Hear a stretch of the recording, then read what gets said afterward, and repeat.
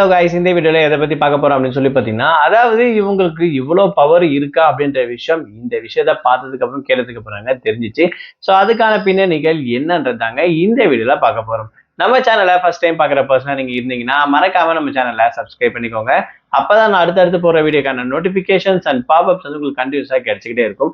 அது மட்டும் இல்லாம இந்த வீடியோ பத்தி உங்களுக்கான கருத்துக்கள் ஏதாச்சுன்னா தாராளமா நீங்க கமெண்ட் பாக்ஸ்லயும் மென்ஷன் பண்ணலாங்க.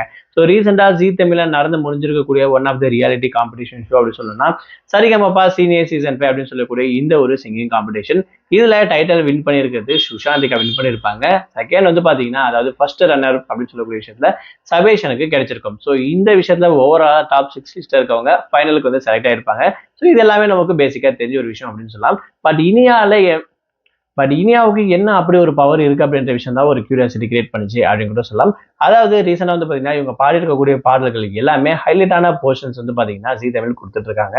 ஸோ அதுல இனியா பாடி இருக்கக்கூடிய பாடல், அதாவது ஃப்ரெண்ட்ஸ் பட்ல இருந்து தென்றலுக்கு மலை அப்படின்னு சொல்லக்கூடிய இந்த ஒரு சாங்ல இவங்களுடைய வாய்ஸ், இவங்களுடைய பர்ஃபார்மன்ஸ் வேற லெவலில் இருக்கு அப்படின்னு கூட சொல்லாங்க. அது மட்டும் இல்லாம கூடயே அருண் ராஜேந்திரனும் சேர்ந்து இந்த பாட்டை பாடியிருப்பாங்க.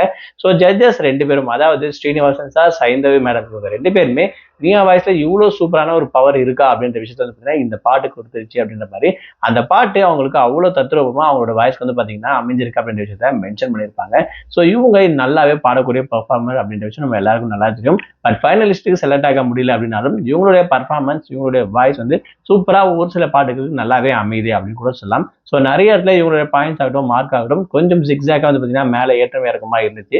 பட் இருந்தாலும் அவங்களால ஃபைனல்ஸ் வர முடியல. ஆனா பர்ஃபார்மன்ஸ் வைஸ்ல ஒவ்வொரு பாட்டும் ஒரு சில விஷயத்த ரொம்பவே சூப்பராகவே கொடுத்துருக்காங்க அப்படின்ற விஷயத்த ஜட்ஜஸுமே சொல்லியிருக்காங்க.